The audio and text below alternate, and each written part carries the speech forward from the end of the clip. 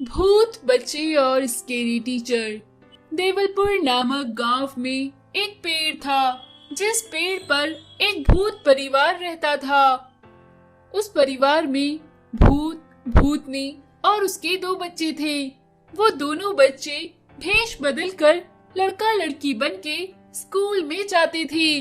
वो देवलपुर गांव के सीमा स्कूल में बच्चों के साथ पढ़ने के लिए बैठ जाते थे और उन बच्चों की किताबों को चोरी कर कर घर ले आते थे और किताब खोलकर पेड़ के नीचे बैठकर पढ़ा करते थे।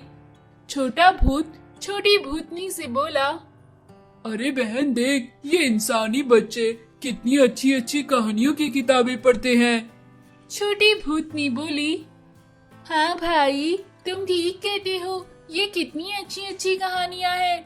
मुझे इन किताबों को पढ़ना और इनमें बने हुए चित्र देखना बहुत अच्छा लगता है।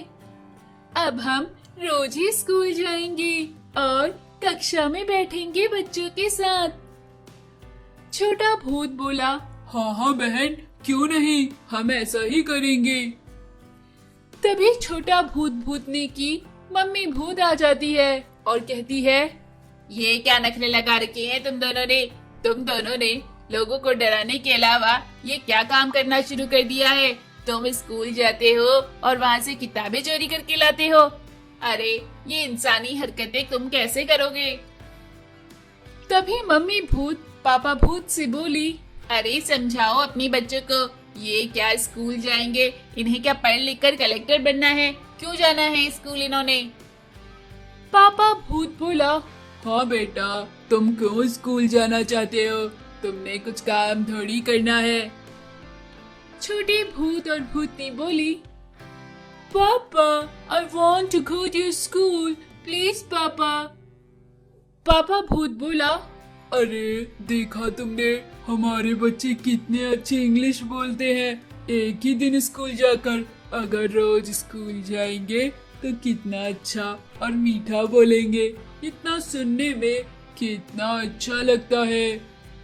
फिर मम्मी भूत बोली, अरे पर ऐसी हालत में ये स्कूल जाएंगे, इंसानी बच्चे तो डर कर ही भाग जाएंगे ना। छोटा भूत भूतनी बोली, नहीं नहीं मम्मा, ऐसा नहीं होगा। आप जानते हैं ना कि हम अपना भेष बदल सकते हैं। हम अपना भेष एक छोटा लड़का लड़की में बदल लेंगे, जिससे कि कोई भी हमें पहचान ना सके।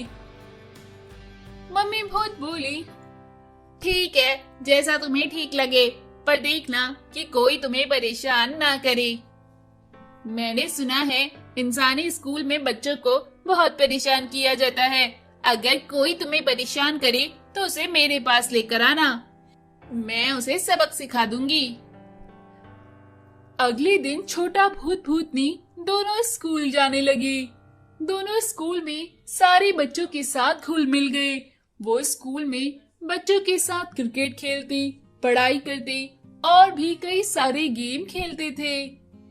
उन्हें स्कूल में इंसानी बच्चों के साथ रहकर बहुत ही मजा आने लगा। एक बार स्कूल में एक स्केरी टीचर आई, जो टीचर सारे बच्चों को बिना बात के बेन से मारती थी। जैसे ही छोटा भूत भूतनी की बारी आई, छोटी भूतनी टीचर से बोली, अगर तुमने मुझे मारा तो मैं तुम्हें अपनी मम्मी के पास लेके जाऊंगी। टीचर बोली, अच्छा, तुम मुझे अपनी मम्मी के सामने लेके जाओगी? मैं तुम्हें तुम्हारी मम्मी से ही पिटवा दूंगी और मैं भी तुम्हें मारूंगी। चलो चलकर देखूं जरा। ऐसा कहकर छोटा भूत भूतनी टीचर और वहाँ के बच्चों को लेकर अपने घर पेड़ के नीचे ले गई और पेड़ के नीचे से बोली, मम्मी मम्मी, ये टीचर देखो मुझे बहुत मारती है। तभी भूत भूतनी नीचे आए और छोटा भूत भूतनी भी भूत बन गए।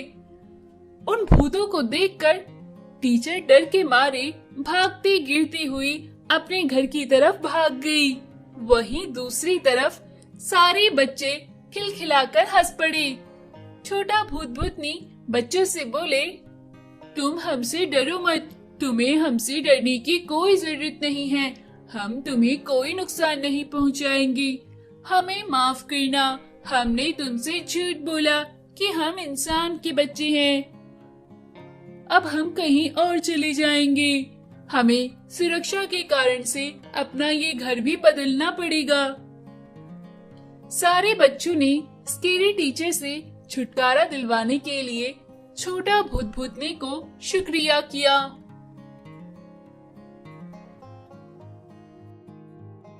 शरारती हिमांशु।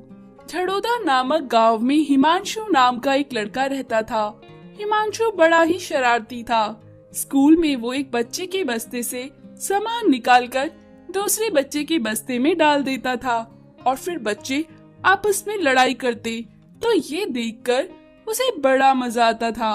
वो सारे बच्चों को आपस में लड़ाकर बहुत खुश होता था।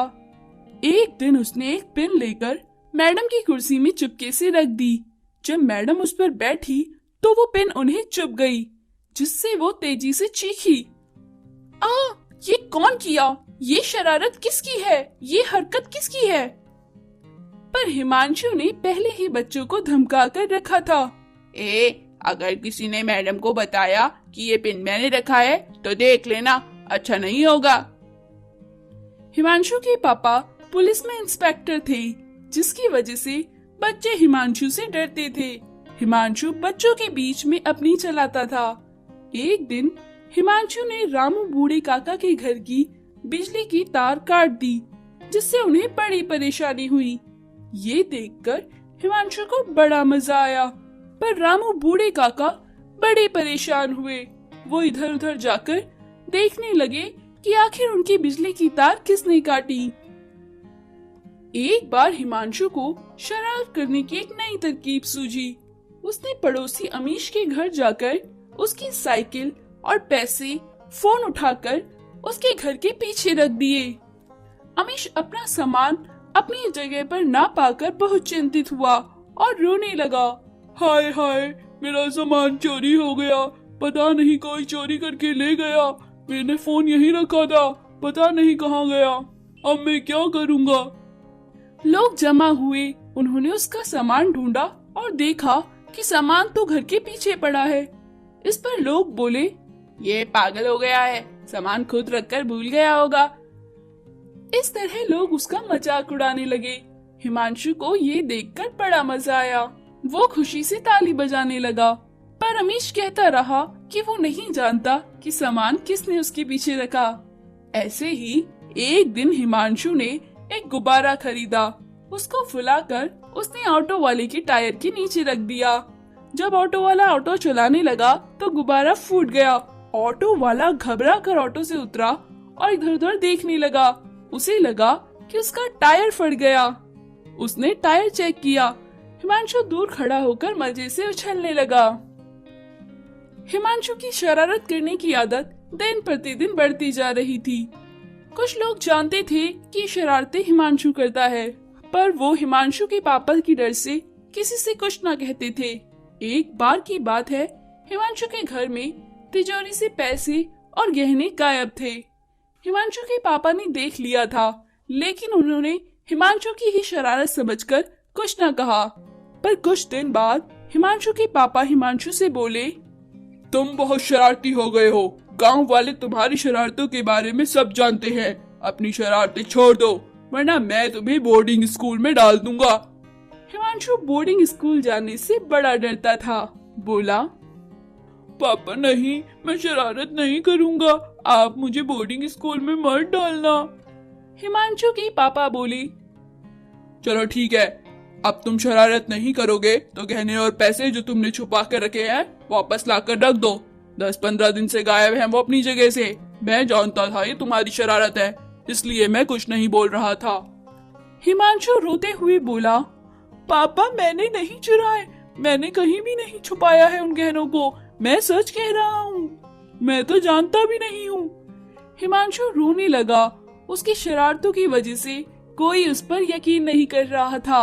आखिरकार हिमांशु के पापा ने हिमांशु पर यकीन किया और अपने थाने में चोरी की रिपोर्ट लिखी। और हिमांशु ने वादा किया अब से वो शरारत नहीं करेगा, ना किसी को परेशान करेगा। उसकी शरारतों की वजह से आज उनके घर का इतना बड़ा नुकसान हो गया और किसी ने उस पर यकीन भी नहीं किया।